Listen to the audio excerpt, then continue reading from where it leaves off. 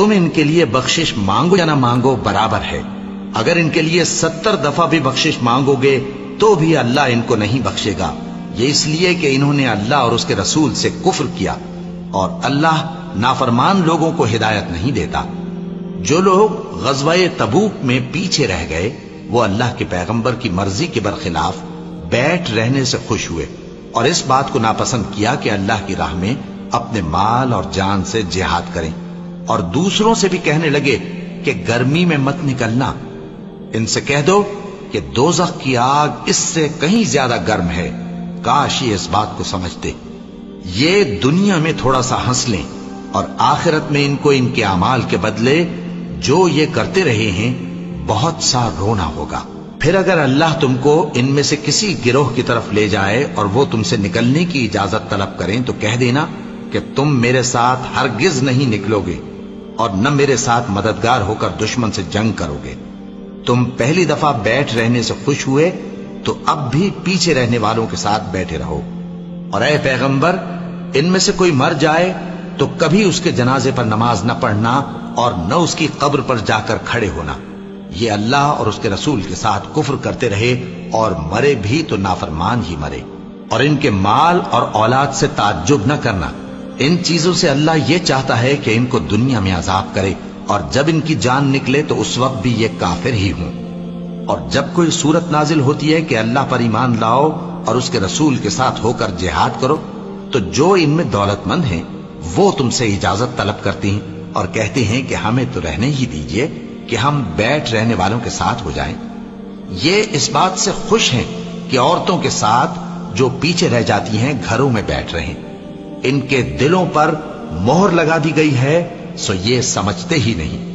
لیکن پیغمبر اور جو لوگ ان کے ساتھ ایمان لائے سب اپنے مال اور جان سے لڑے. انہی لوگوں کے لیے بھلائیاں ہیں اور یہی مراد پانے والے ہیں. اللہ نے ان کے لیے باغات تیار کر رکھے ہیں جن کے نیچے نہریں بہ رہی ہیں. ہمیشہ ان میں رہیں گے. یہی بڑی کامیابی ہے. اور صحرا نشینوں میں سے بھی کچھ لوگ عذر کرتے ہوئے تمہارے پاس آئے کہ ان کو بھی اجازت دی جائے، اور جنہوں نے اللہ اور اس کے رسول سے جھوٹ بولا وہ گھر میں بیٹھ رہے. سو جو لوگ ان میں سے کافر ہوئے ہیں ان کو دکھ دینے والا عذاب پہنچے گا. نہ تو ضعیفوں پر کچھ گناہ ہے اور نہ بیماروں پر اور نہ ان پر جن کے پاس خرچ موجود نہیں کہ شریک جہاد ہوں، یعنی جب کہ اللہ اور اس کے رسول سے مخلص ہوں.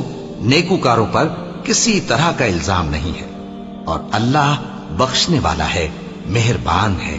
اور نہ ان بے سر و سامان لوگوں پر الزام ہے کہ جو تمہارے پاس آئے کہ ان کو سواری دو، اور تم نے کہا کہ میرے پاس کوئی ایسی چیز نہیں جس پر تم کو سوار کروں، تو وہ لوٹ گئے اور اس غم سے کہ ان کے پاس خرچ موجود نہ تھا ان کی آنکھوں سے آنسو بہ رہے تھے.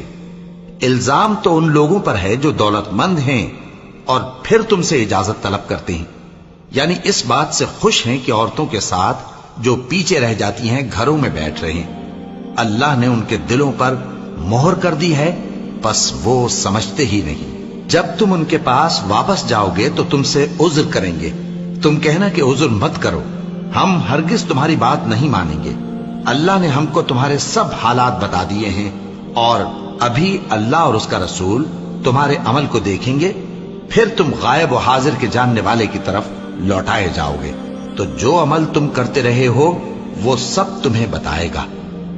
جب تم ان کے پاس لوٹ کر جاؤ گے تو تمہارے روبرو اللہ کی قسمیں کھائیں گے تاکہ تم ان سے درگزر کرو. سو ان کی طرف توجہ نہ دینا، یہ ناپاک ہیں اور جو کام یہ کرتے رہے ہیں ان کے بدلے ان کا ٹھکانہ دوزخ ہے.